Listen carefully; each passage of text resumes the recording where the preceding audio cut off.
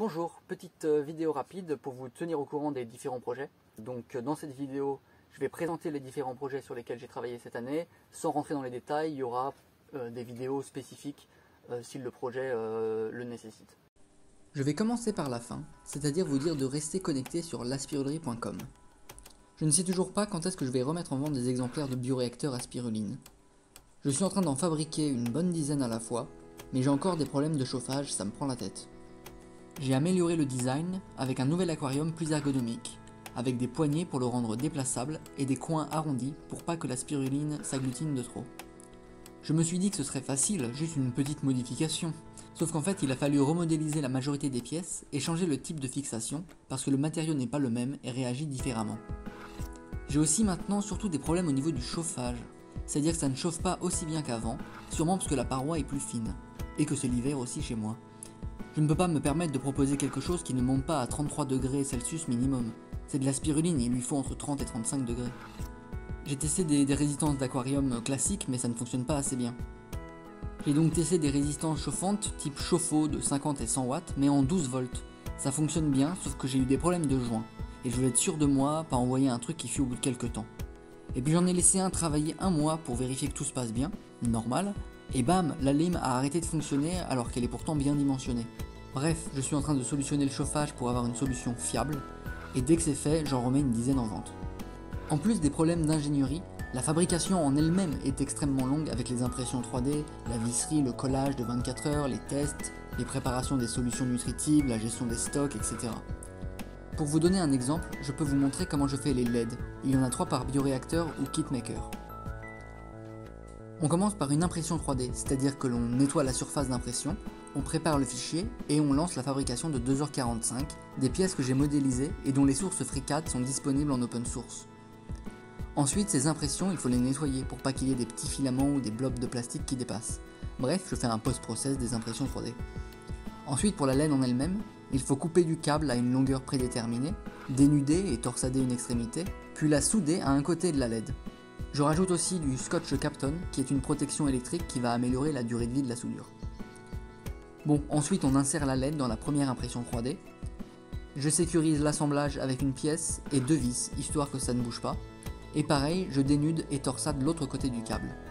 Là on est déjà bon, mais pour le bioréacteur, je rajoute en plus une gaine noire que je coupe à la bonne taille et dont je brûle les extrémités au briquet pour pas que ça s'effiloche. J'insère la gaine et je la sécurise dans la pièce 3D grâce à un serre-flex ou colson ou collier de serrage en nylon. Voilà, on a une pièce du bioréacteur à spiruline. Mais il y a aussi le couvercle à découper avec des assemblages 3D, le boîtier avec de l'assemblage et de la visserie, et du branchement. Bref, c'est une des raisons pour laquelle j'en fabrique pas beaucoup et que je suis bien obligé de mettre un prix d'artisan et pas d'industriel. Ça et le fait que je m'éparpille sur plein de projets, on va voir ça. Début 2022, je me suis retrouvé à me passionner pour les champignons. J'ai donc appris plein de choses et expérimenté sur la culture low-tech à la maison pour cultiver sans matériel spécifique, électronique ou énorme budget. Je vous sors cette vidéo aujourd'hui, elle est prête depuis quelques temps, mais je voulais d'abord sortir cette vidéo d'update pour avoir un peu de contexte. J'ai aussi, grâce à la carte spirulerie, fait un bac de culture automatique, high-tech disons, avec un système de chauffage, d'humidification de l'air et de ventilation, grâce à un capteur de température et d'humidité de l'air. Il s'agit d'un prototype, pas du tout quelque chose de commercialisable en l'état. Il y aura probablement une vidéo dessus, puisque j'ai commencé le montage, mais j'ai absolument pas fini et ça fait quelques temps que j'ai pas avancé dessus. Faudrait que je me force et que je me donne un moment où je me focus sur ce montage de cette vidéo, alors que je dois être partout à la fois, donc je ne sais pas quand est-ce que sortira cette vidéo. Ensuite, j'ai commencé à travailler sur une tente de production professionnelle permettant de produire plusieurs kilos par semaine. Le système doit avoir des conditions environnementales automatisées, mais c'est un gros travail et je n'ai pas terminé. Surtout qu'à l'automne, j'ai arrêté car impossible de faire la colonisation des blocs de substrat ou même la fructification alors que la température est trop basse. Je pourrais chauffer l'air avec des panneaux solaires à air chaud passif type Le Brûlant, pourquoi pas, mais là aujourd'hui je n'ai pas les fonds pour payer du chauffage électrique, donc je vais préparer, attendre le printemps et produire quand ce sera la saison. Donc bref, là c'est en pause, mais j'ai de la documentation, je reprendrai plus tard au premier trimestre, et s'il y a une vidéo là-dessus, elle sera probablement pas avant la fin de l'été 2023 au plus tôt. En plus des champignons, j'ai voulu travailler sur le kombucha. J'avais découvert il y a quelques temps une vidéo YouTube d'un biohacker qui montrait comment produire du faux cuir bactérien, et j'avais trouvé ça super cool.